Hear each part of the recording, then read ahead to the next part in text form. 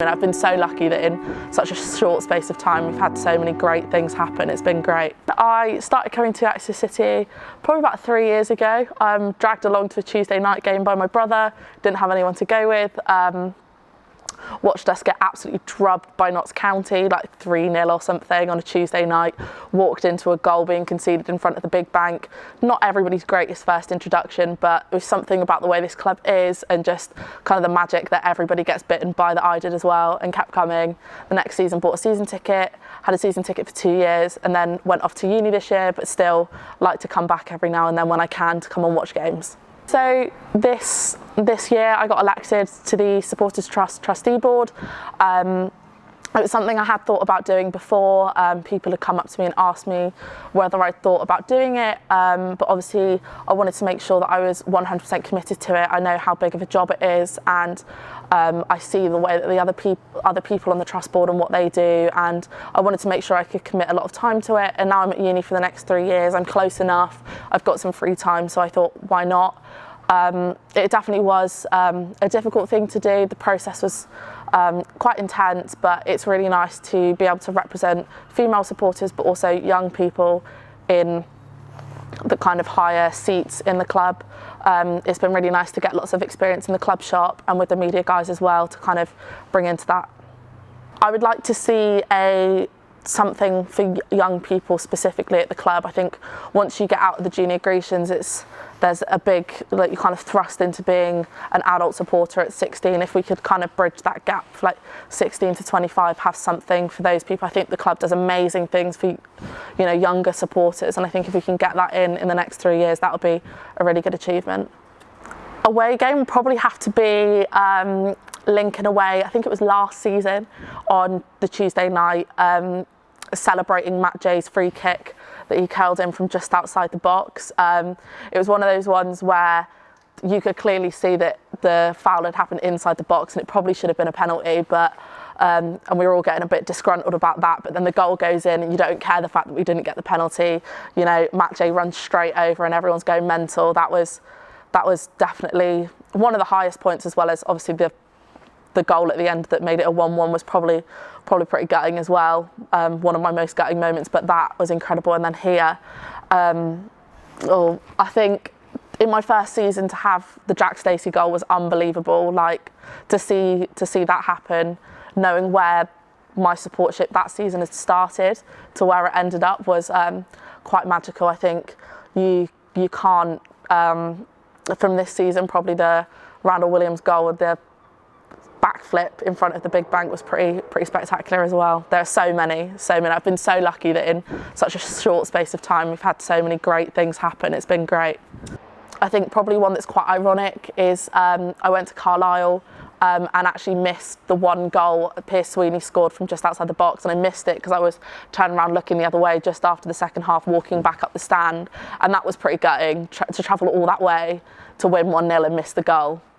I think there is something quite unique about going away. Obviously, it is so nice to see all the familiar faces here, but it's nice to go and experience other grounds, to kind of, the travelling with the people. Like, you get the close-knit groups of people that travel on the EDGs, for instance, that you see week in, week out, and the journeys up are almost just as good sometimes, if not better, than the games, especially when we've lost. And you do get that sense of like everybody kind of, people that travel away. We're so lucky at this club that we get probably about 400 people that travel week in, week out. We're getting away attendances at the moment, which is incredible.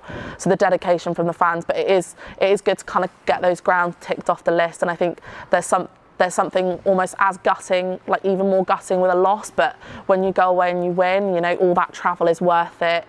All that extra expenditure to go away is so worth it when you can kind of like go and kick up a storm at somebody else's place. I mean, my first away game, the Cheltenham game, where we were 2-0 down at half time and going back to win 4-3, I was there like craning my neck over everyone to try and see Ruben Reid's penalty, and that was incredible. That was a really good first game to go to. I don't think there's anything like it. I mean, the fact you can hear it all across the city really just says a lot about the buzz and the atmosphere that we get here.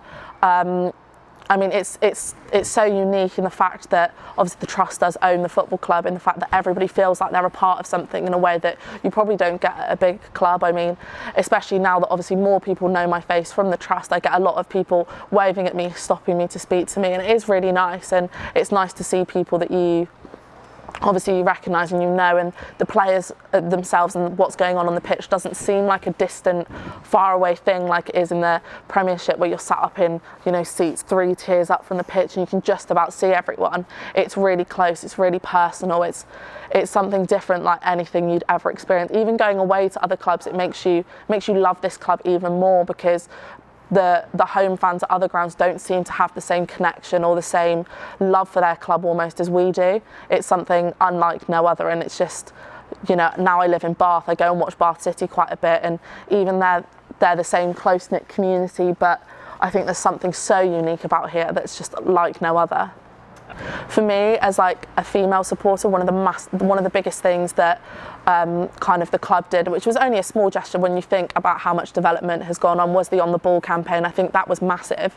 But there are so many little things every day that they're doing in the club shop, that the media guys are doing, everything that just makes the club feel like builds upon what everybody already says about the club. I mean, the Stano Stand is so impressive and is such a great tribute to somebody that I wish I would have got to have seen play. The away end is probably now one of the best in the league in terms of that sort of standing terrace, which is amazing. And just to see this club growing day on day on day is really, really amazing to see. And there is kind of no better time to be a City fan, really. I think currently, probably it's really nice to see the way Archie Collins has come through. Obviously, it's so nice to see people succeeding that I guess are like my own age. That's sometimes mind-boggling, but sometimes is as well really nice to see the fact that the club does give people our age the opportunity. I mean, even for me personally, being on the Trust, it's nice that the club does give opportunities to young people. Any player ever like that I've seen, that is probably, I mean, you couldn't deny that Ollie Watkins had such amazing potential. And even Jordan Story as well, that was one of those ones that when you saw that happen, you just couldn't believe it. You kind of could, because you knew that he had potential. I think we've been so lucky to see so many good players come through, and it's almost like waiting for the next one, almost. While you hate to see them go, it's also so nice to go and see how Ollie, Matt and even Ethan now are all doing at their own clubs. It's really nice to see. We're so lucky now that the Trust doesn't have to exist to save our football club, which is something that obviously with the likes of what's gone on in the Football League this year with Bury and Bolton, it's something that we have to hold dear. But I guess we have to kind of look for the Trust 2.0, how are we going to kind of build upon that? And I think the Stars campaign is exactly what we need to be doing. We need to be looking at these avenues that we can get people to kind of fund for something in particular. But obviously being at Bath, I've seen Alex playing quite a bit at Bath, and it's really nice to see the way that loan players are kind of going out and, you know, kind of carving their own identity in their loan teams and kind of coming back with the under-23s cup games, which obviously Trust members get a discount for as well, and kind of how we can see them developing through. It's so massive. I mean, academy sales in like a direct front is what keeps us so competitive. So the fact that supporters can have even more of an impact to get involved in that is huge. And, you know, if we can continue to kind of develop the academy facilities they've got, it's only going to make the players that we get through even more worthwhile.